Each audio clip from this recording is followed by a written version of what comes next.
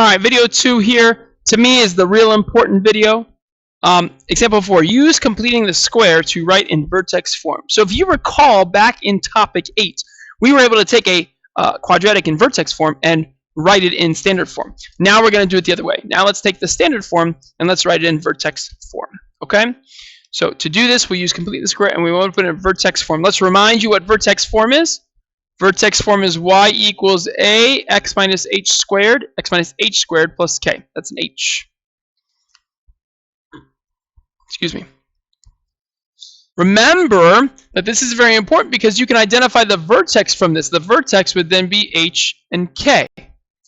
And again, this x minus h squared, that is your perfect square trinomial. Perfect square trinomial. So that's why completing the square is such a good application for doing this, is because in the formula, there is a perfect square trinomial right there. Okay, so first and foremost, you need to make sure that your a value is 1, and we are. So a equals 1. Okay, and now we're going to find that c value. Now we could move the 11 to the other side if we wanted to. And why don't we go ahead and do that? You don't have to, but I'm going to move the 11 to the other side, just like I did in the other problem. So I'm going to subtract 11 from both sides. So this is y minus 11 equals x squared minus 8x. Okay? And now I need to find that c value that I have to add to both sides to make this right side a perfect square trinomial. So we do the b over 2 squared.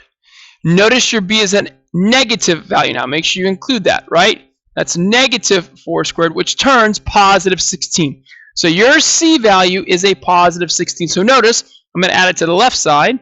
Y minus 11 plus 16 equals x squared minus 8x plus 16. So I added it here and here. This left side becomes y, negative 11 and positive 16 is plus 5. Over here, we are going to factor this, right? So this is x and x. Factors of 16 that add to negative 8 are negative 4 again right here. So this becomes y plus 5 equals the x minus 4 can be written as a perfect square. And then we subtract 5 on both sides. When you subtract 5, that 5 does not go into the parenthesis. It just goes out by itself. So y equals x minus 4 squared minus 5.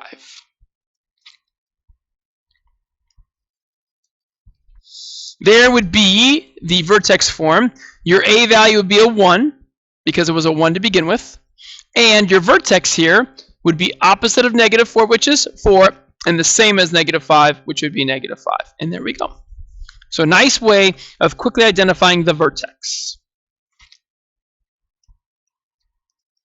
Okay, and then last but not least, example 5 says write a vertex when a is not equal to 1. So it says astronauts train for flying in zero gravity using a special plane that flies in parabolic arcs.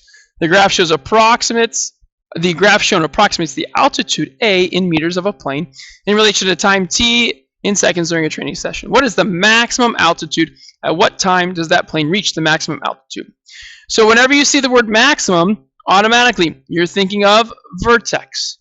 I need this point right there, xy.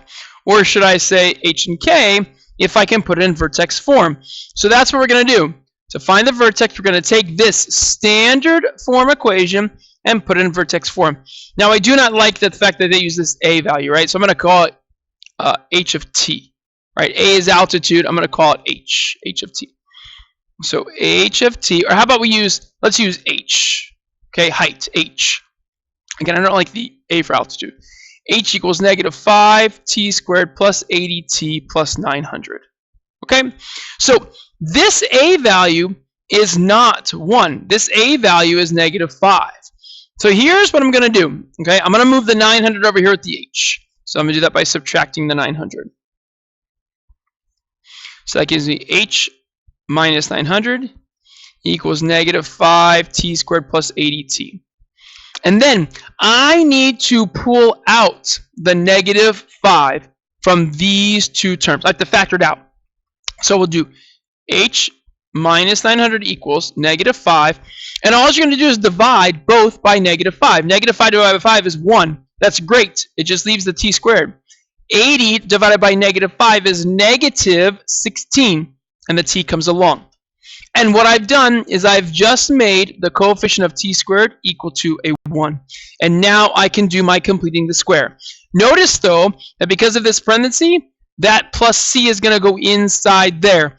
And when I do it over here, you're going to not add just c, you're going to add negative 5 times c. Because this negative 5 being pulled out would have to be distributed into the parentheses. So I'm getting far ahead, but just keep that in mind. If you have to pull out your a value, you're going to have to do a little bit more than just adding c to both sides.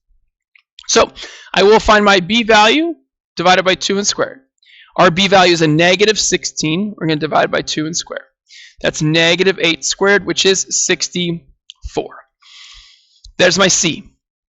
So let's do the right-hand side first. So we're going to do negative 5, parentheses t squared minus 16t plus 64.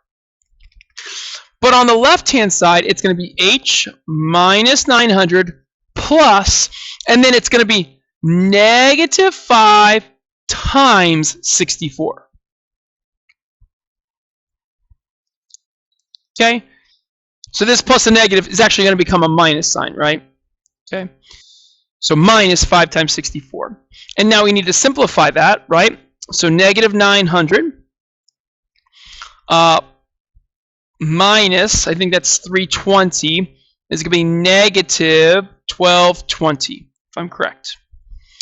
Let me use calculator real fast. 5 times 64 is 320, and 900 is 1220. So h minus 1220 equals, over here the negative 5 stays put, and now in the parentheses here, we're going to get a t minus 8 and a t minus 8. So to try to streamline this, you're going to get a t minus 8 twice, which is t minus 8 squared.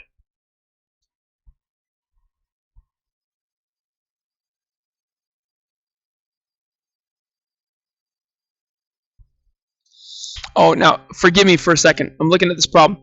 I wrote down 900. It's 9,000. So let me go back to the beginning for a second. Just got to fix. Add zeros. Add zeros. This is 9,000. This is 9,000. So this is 9,000. 9,000 minus, or negative 9,000 and negative 320 is negative 9,320. So I apologize. Hope that doesn't mess you up. But I caught that on my paper, so I decided to tell you. And now we have to add the 9320 to both sides. So add 93. Here, let me rewrite this up here.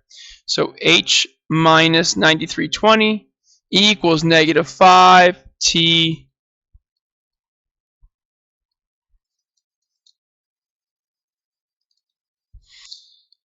minus 8 squared. And we're going to add 9320 to both sides. Remember, it just gets added to the end, right? So our formula in Vertex form is going to be h equals negative 5 t minus 8 squared plus 9320. So what is the maximum altitude? The maximum altitude is your k value. That k value is right here. So we reach a max height or max altitude of 9320, what are we in meters? After 8 seconds. And I got the 8 because that's the h right here, after 8 seconds. So this is a very important question. Okay, so sorry about the 9,000 screw up.